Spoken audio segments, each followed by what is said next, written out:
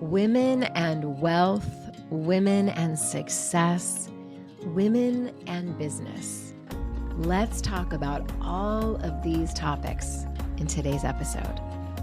I am so excited. We are just a couple of months away from Magnetic, my women's only live event in Phoenix, Arizona, November 2nd and 3rd. VIP tickets are sold out and general admission spots are flying. Make sure to get your ticket before the prices increase in September. I can't wait to see you at Magnetic. Welcome to your emotional makeover. Things your mother never told you because no one ever told her. I'm your host, Dr. Amanda Hansen. This is where you reimagine womanhood. Let us begin. Women and money. It is such a fascinating subject for me and something that I've really had to do a lot of work around myself. There is so much conditioning around us as women earning money and being successful and really thriving in our careers beyond anything we could have ever even imagined, or maybe anything we believed was possible. So contextually, to set this up, I want us to presence the very real reality that it wasn't until the 70s, the mid 70s in the United States, that women could open a checking account, a savings account, or get a loan without the co-signature of a man. So they would either need a husband, a brother, a father. They would need a family member who was a man to co-sign for them to have any ownership of any kind of account. And so we're not talking about that long ago where we had very little agency over how we could use our money, how we could earn money, how we could save and grow our money. And I think it's important to pay attention to how recent that really was for all of us and why we as women are still having really sticky movement around money. I want to just share some things that have come in through my world, things I've experienced, how I've made sense of it all, what I've decided to do with it. And hopefully some of this will be encouraging, inspiring to you. And I really want us to keep having this conversation around how we can write a new storyline so that the next generation of women, we leave it even better for them, even more free, even more agency. Because here's the reality. Well, money does not, we know, buy happiness. It does buy so much convenience. It does allow for decision-making choices to be more expansive. It allows for us to bring in more support systems into our life. It allows us, at least in the United States, to make decisions, healthier decisions about food, which is an entirely different episode in and of itself. Food policy and food politics in this country are devastating and disgusting. And it just gives us more access to making decisions with a wider range. But ultimately, of course, it does not make you happy. I know people who have a ton of money and are deeply miserable and searching and uncertain because they haven't created their money from a place of soulfulness. And I think there's a big differentiator there, which I will talk about in just a bit. But the way I want to look at this today is for us to consider why we as women get so wrapped up and afraid about making money, charging money, and the stories we tell ourselves. So, for instance, I, as you know, charge for many of my services because just like any person who has a skill set, who offers a service, they charge money. If you want someone to come and fix your refrigerator, they don't just do it out of the kindness of their heart. They do it because that is their craft. That is what they've been trained in. If you are hiring a man for any kind of a service, it is rare that you would ask him to come and do it for free. It is quite fascinating to me how disabled in many ways we are around paying women with open hearts and with grace and with the belief that that woman's service was worthy of paying her for. I don't have many women say this, but I have had the occasional one in my DMs asking me why my magnetic event in Phoenix, Arizona is not being hosted for free or for a much less price.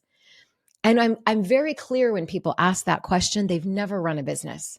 They don't know the back end and the amount of money that needs to be spent to even create, host, and pay all the people who will help to produce that event, all that will have to happen for me to have that space. So it's clear to me that those women not only have never run their own business, but also don't value the work, the service, the hours, the years, my life that I've dedicated to my craft. And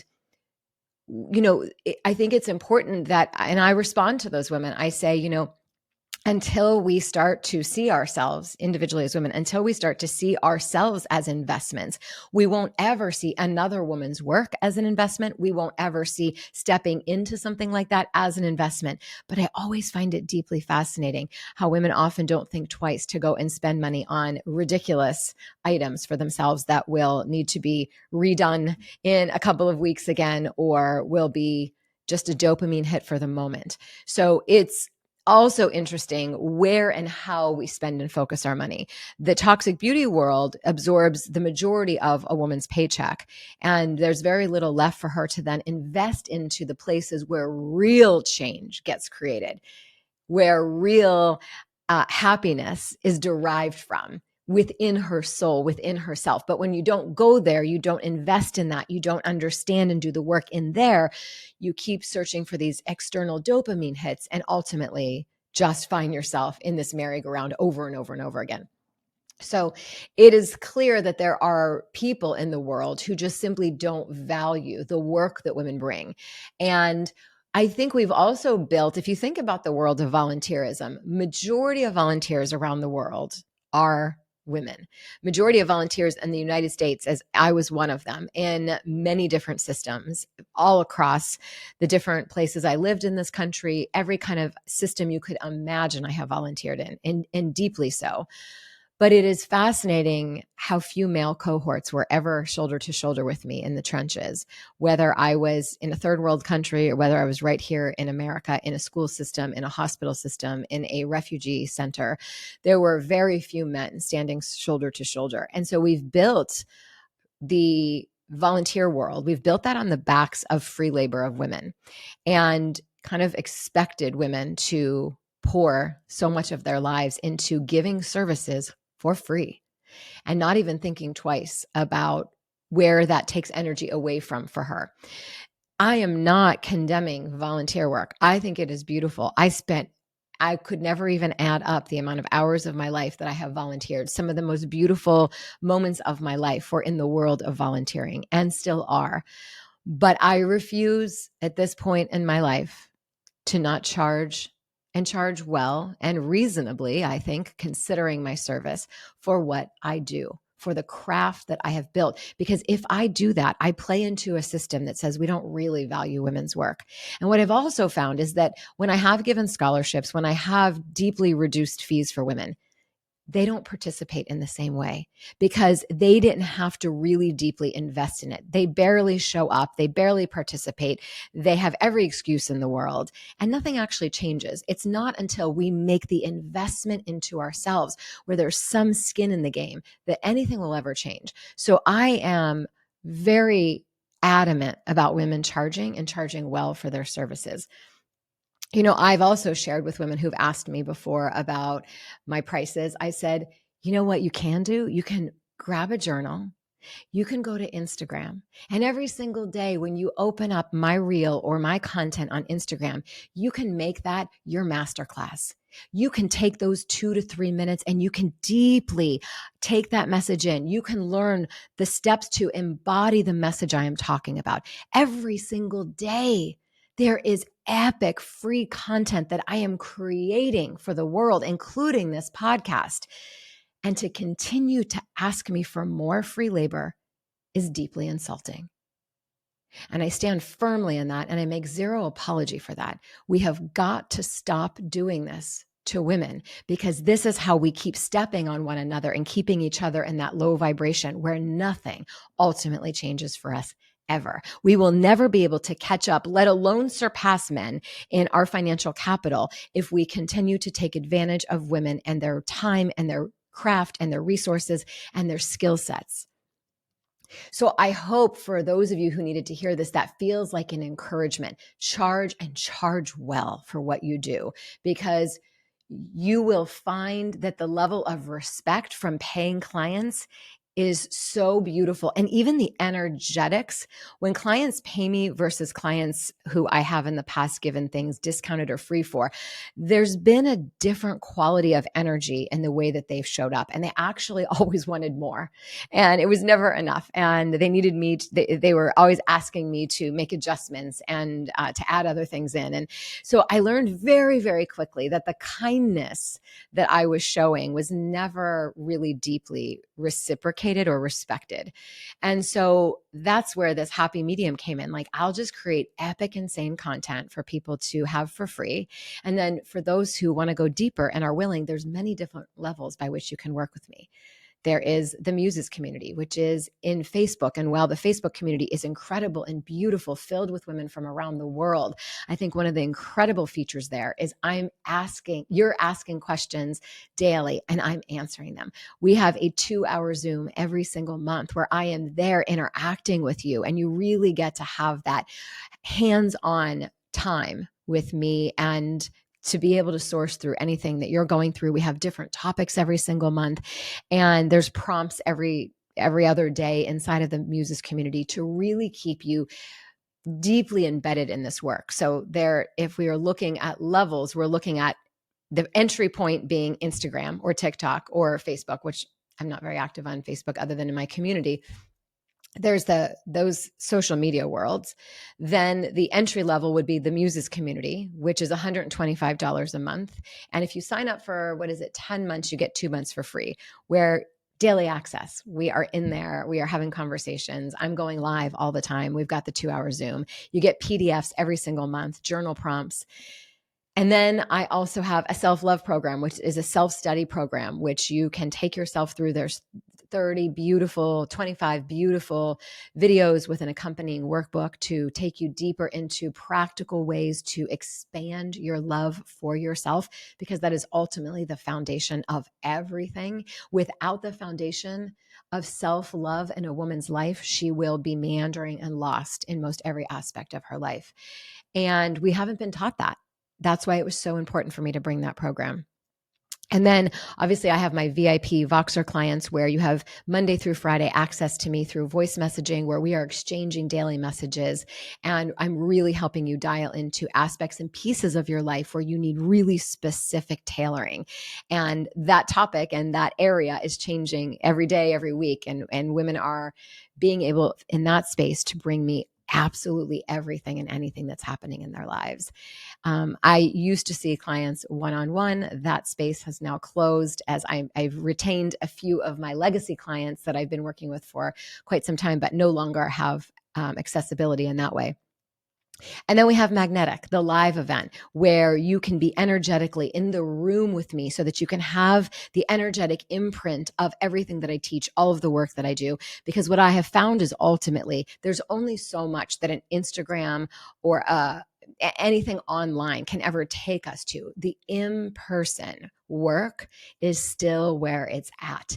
It is still the game changer of game changers, because that kind of frequency, that kind of energetic just shifts something inside of us. And more often than not, every woman who ever comes to my live events, to my retreats, tells me nothing after that was ever the same. You opened up a mindset and a thinking I didn't even know was a way to think. I didn't even know there was access to that.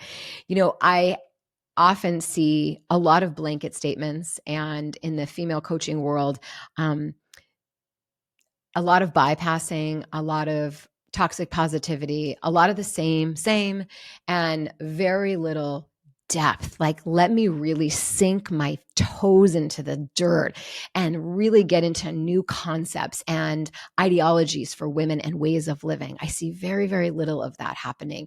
And so that's why I stand so firmly in what I bring and the fees that I charge. And I really want you to hear that as encouragement for yourself. If you are already running a business and you haven't increased your fees for a while, it's time to increase your fees. And don't come from a place of scarcity. If you come from the belief nobody will ever pay that, I can't even tell you the let's just say what women are willing to pay for really good quality care. I have women paying incredibly large sums of money to work with me privately, to have me in their back pocket. And I'm talking about my one-on-one clients that I see over Zoom and also have access to daily in Voxer. So know that there are always paying customers. And remember the abundance of money. There are trillions and trillions of dollars in the universe. There are women who are ready and hungry to spend their money in beautiful places. And most likely you have a service that they are looking for. But if you're not visible, if you don't share it with the world, no one will know how to find you. So I also see in business for women having to overcome the fear of visibility and being worried about the scrutiny they will receive or the feedback or what people will say. And trust me, people will always say something. And I always know that the people who are lashing out, saying things, feeling envious are the ones who just haven't yet had the courage to step in and do it for themselves. And they're super activated by your courage and your bravery. So if you have something in your heart and I'm speaking now to women who are wanting to recreate themselves, wanting to maybe step out of a business they're currently running or a corporation they're currently working for and really do their own thing. What I would encourage you to do is think about, what is the thing that I could do for hours on end and never tire? What's the thing I could create? What's the thing I could talk about? What's that thing that makes my heart beat? And when I get out of bed, it's one of the first things I'm thinking about. Where do we derive that excitement from in our life? That it is the thing that we could get lost in for endless, endless hours. Because in that space, most likely are the clues to the passion that you could turn into a business. I want to share something that I find absolutely mind-blowing and yet makes so much sense. When you really think about it, I am making a living, a very good living, and my money by being me. I don't operate off of scripts. I don't ever know exactly what's going to come out of my mouth when I turn the microphone and the camera on. I am operating from a place of deep, deep connection to source, to myself, to a message that my heart is bursting at all times to share with the women of the world. I always am in deep and profound trust that the women who need to hear my message will always find their way to this work. And the women that it doesn't resonate for, they will go on and they will find someone where the work does align for them. And that gets to be beautiful for each and every one of us. So if you are uncertain and you know that what you're doing is not satisfying you, or you've been staying at home with the kids and now it's that time, it's that second chapter, go to the place where you could get lost for hours. And how do you create a service, a gift, a business from that place, from that passion? Because when we are serving from a place of passion, it is not work. When we are serving from a place of our soul's desire, it feels like we can't get enough of it. People always ask me, Amanda, you work with so many women and you serve and give so much. Are you depleted and exhausted at the end of your days? And I say, I'm not. I'm actually rarely in that energy. And here is why. Because this work fuels me. Interacting with other women and sharing this message feeds my soul, nourishes my heart, expands me beyond any capacity that I could ever reach if I were just sitting alone in a room talking about this. So my days are long and they are soulful and they are nourishing beyond belief. And when I do go to bed, yes, I am tired, but it's that good kind of tired. Like I have used my life, my soul, my voice, my passion for good in this world. That is an incredible feeling. And then to get paid really well on top of it is an even better feeling. So that is what I want for all of you. I want you to be able to find, what is that passion inside of me? What is that thing that lights my soul on fire? And how do I take that and turn it into my craft, my mastery? Because why not get paid for your soul's gifts? There are people who are creating horribly useless and often very dangerous things for this world and getting paid extremely well. We need to look at our work that we bring as women to the world as the balancing act to provide more beautiful services, to provide more healing, to provide more safe spaces, to provide more resources that are beautiful or luxurious or heart opening or soul led. I know women who have started the most incredible businesses and left corporate America and left the time from their children leaving the house and going to college, and women who hadn't worked for 20 some years, doing everything and anything you could ever even imagine, starting from absolutely nothing. Some of the most beautiful things that have been created started from absolutely nothing. I was just on a call yesterday with someone who has started a business that I won't currently name for confidentiality reasons and NDAs, but who started a beautiful, beautiful, incredible company based on a need that they had in their own life. And now that need that they created a product for to serve themselves out of passion now is caring for and nourishing women and men all over the world. And she's wildly, beautifully successful because of it. This is what gets to happen for each and every one of you.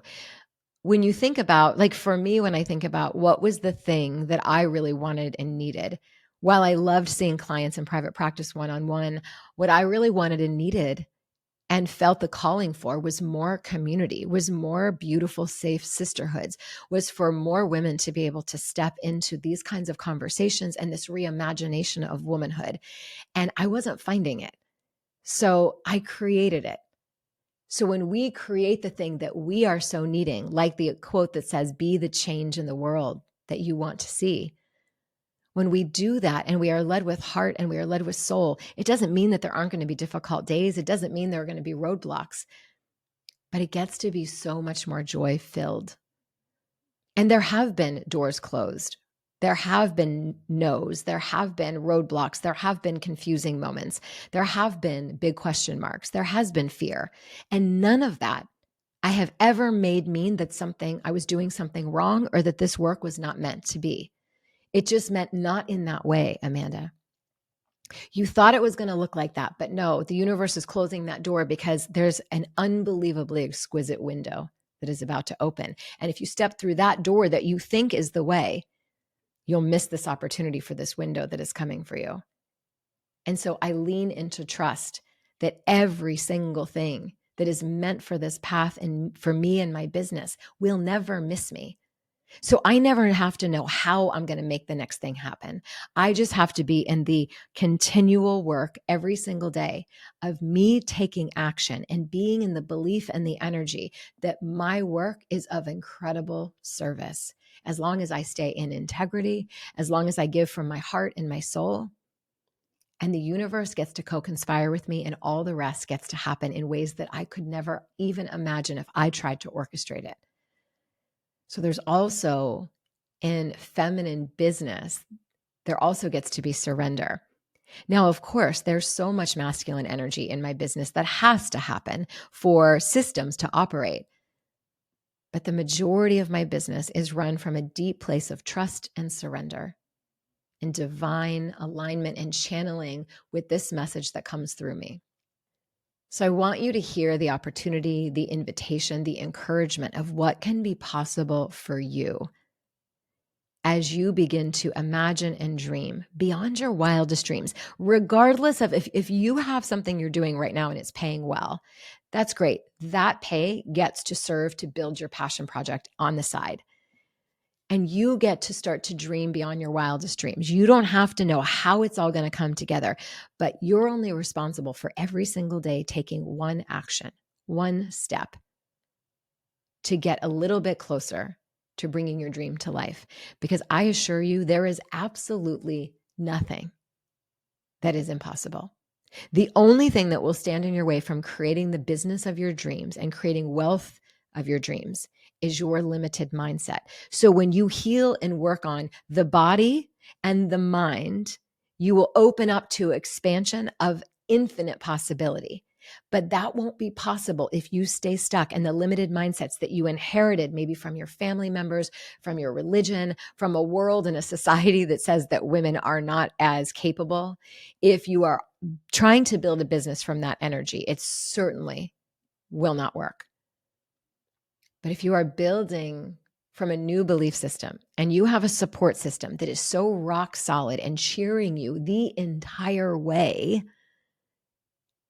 anything you want can be created from that place.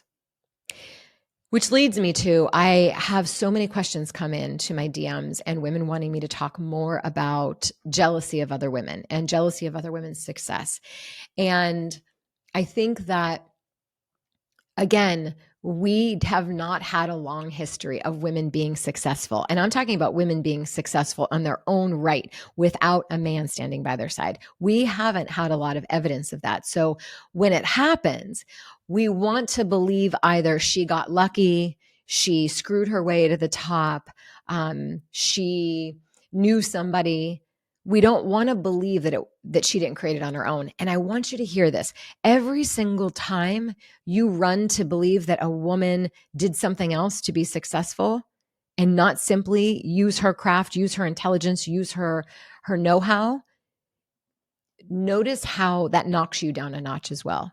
Because what you're actually saying, whatever you project onto other women, you're actually saying it about yourself. What you're actually saying is, I don't believe I would be capable of creating such success and such wealth simply on a skill set or my courage or my bravery. I only believe that's possible for women if they screw themselves, if they screw their way to the top, or they had a connection, or they had X, Y, or Z. Notice how when you say that, that is your belief about yourself. And it will keep you stuck and it will keep you limited forever. Because what you're saying is, I don't believe it's possible. There must have been some magic way in which that happened for her, as opposed to the belief maybe she busted her ass to create what she created. You know, I think about if people could see, if there was a camera attached to me and they could see my daily life and how I spend my life. My husband's a very driven person himself. He has a lot of tenure in his field. And he says to me all the time, babe, you work more than I do, but you work from a different kind of energy than I do. And you're fueled at the end of a long day differently than I am. That's something he's not experienced in the same way that I've experienced it, because what I've done is build something from my heart, from my soul, from my passion, from my grind. I haven't taken even $1 of our own money to build anything. I wanted to do this. I wanted to bootstrap from the beginning and find my way in my own career. It was really, really important to me to do that, because I also didn't want to miss all the magic of what was going to happen when times were a little bit more scarce, or when I had to make one decision versus another based on the money. So I've learned so much building it that way. And so if someone were to just assume that I created all of this and it was easy for me because I was using, our family money, they would be very misled in that belief. So I want us to give women credit. Give women credit, celebrate women. And every time a woman soars, every time a woman builds a business, every time a woman builds her own wealth, I want us to see that as an invitation, as an expression of what is possible for you. That is evidence. Every time I see a woman be insanely successful, far surpassing any beliefs that I had about what was possible, I get excited and think, that's example. That's evidence of what I get to call in. That's what we get to do. That's what we get to have. The universe doesn't just want it for 1 or 2 or 3 or 10 or 20 or 100. It wants it for the women who are bringing their passion and their message and their service to the world and changing the world for good with beautiful intentionality. So We get to look at every single woman's success as another building block in a new story that we are creating for women. But if you are coming along and making excuses for her success, you are pulling all of the bricks and the blocks out of what we are trying so hard in the trenches to build. So support women, pay women, build your business, lead yourself with blind, beautiful faith that one day at a time you will find your way there. Don't wait for the fear to go away. It never completely subsides. And the fear means it matters. The fear actually means you care and you want to do it well. Let it fuel you, not cripple you, but let it be part of the system inside as you build. I never want to lose the fear. The fear is part of the motivation. The fear tells me that I still care, that my heart is still in this game. And when any of that goes away, I wonder if I'll be able to bring the same level of conviction that I bring to this work and the way that I can show up every single day for the women in this world. I love us all. And I know one day at a time, one message at a time, one podcast episode, one Instagram post, one more step into the community, into this world where I'm serving women just takes us higher and heals us even more. I'm also recreating the story of wealth and success for my lineage. On both sides of my family, I am the most successful woman. And I'm not talking about me as a couple. I'm talking about me as an individual woman. I have generated more success in my business and wealth in my business than any woman on either side of my lineage as far back as I can go. That is a testament to all of them.